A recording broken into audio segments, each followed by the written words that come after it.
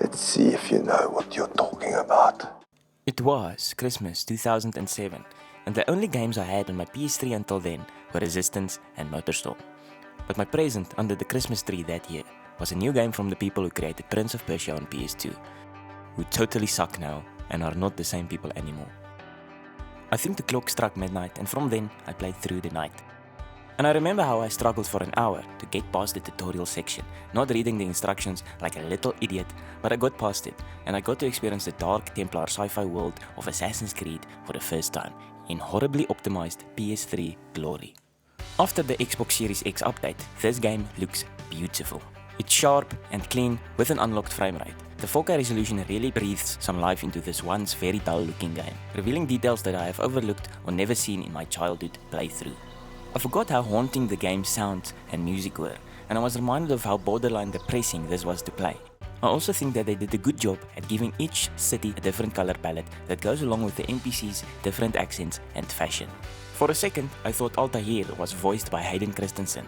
All of these men, leaders of cities, commanders of armies. It sounds like it, but the game has no children to kill, so it's probably not.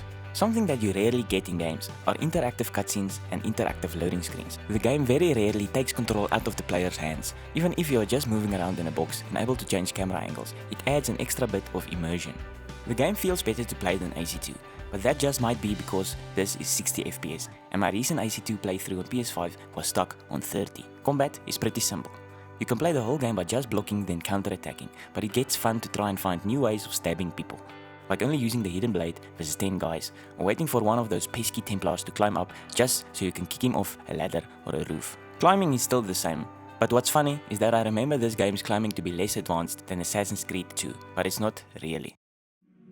This is the first time gamers got to play around in the world of Assassin's Creed, where sci-fi meets history. They build it out quite quickly, where in the historical setting you learn about the assassin's viewpoint, and then in the modern setting it gives you the backstory of the Templars and how these two eras collide. Basically, the story is just good atheists fighting bad atheists while viewing the religious as mere sheep and bystanders. The ancient civilization that you find out about at the end and in the next games are used as proof in the story that God does not exist, but that the more advanced species made humanity. Yet they are somehow dead, and now the slaves are running the show while still having access to the super advanced magical tech that the ancient people left behind. The best part of the story are the characters. At the start, Altaïr is brought down to earth from his arrogance, causing a brother's death and breaking the creed. He builds himself up again into a master assassin and earns the forgiveness from someone who starts out as almost an enemy but becomes his greatest ally in the end. At first, the game feels and looks great. The story was unique for its time and it hits quickly with the history with the sci-fi twist thing.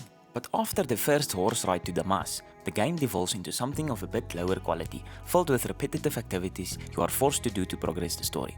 But if you stick with it and follow Altaïr on his journey, the game becomes something a bit more special. The underlying theme of the story, character and gameplay are the tenets, the philosophy and politics of this world. Altaïr lives the creed. Cutting off his finger isn't a mere ritual as it is for the playable characters in the other games, but a necessity. The words of the creed has meaning as he works towards what they teach. All of the other games in the series could have been given a different name and the modern parts could have been stripped out of the story and they would actually be improved, except for this game. This is the Assassin's Creed.